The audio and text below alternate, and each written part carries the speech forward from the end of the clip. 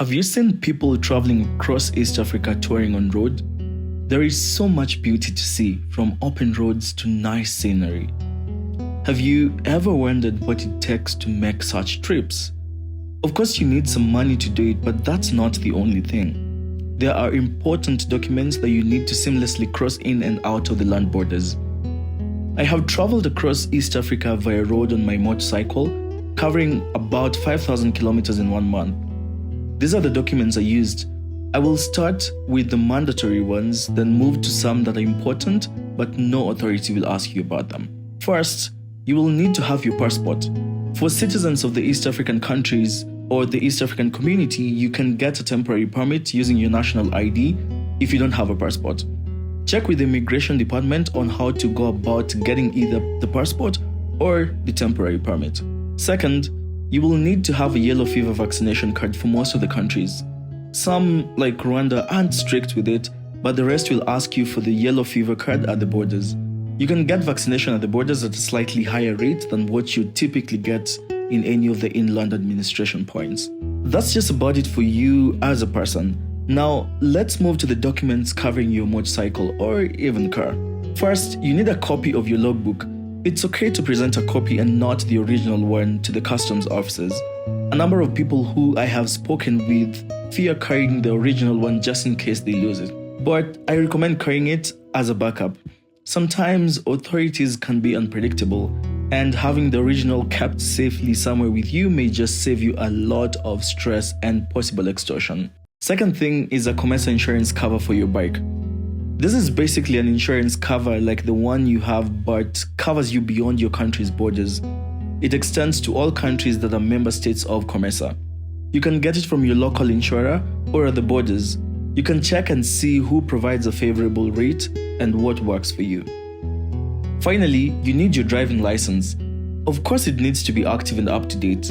Luckily for Kenyans, you can use your Kenyan driving license to move around without having to get a local one for each of the countries you go to.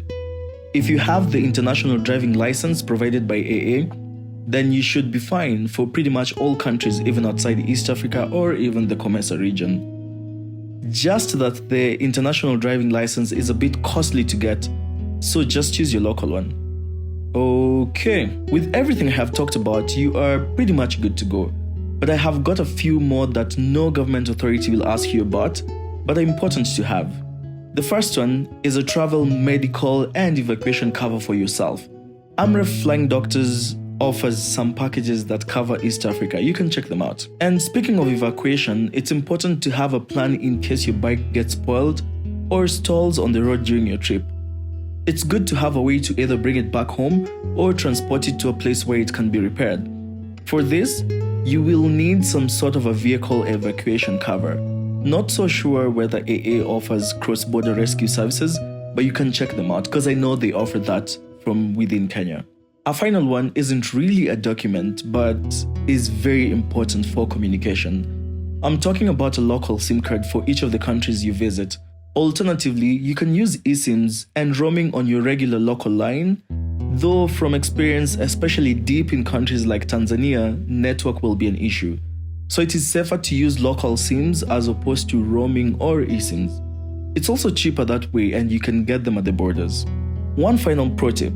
Make sure you make multiple copies of the mandatory documents that you will need for border crossing ahead of your trip.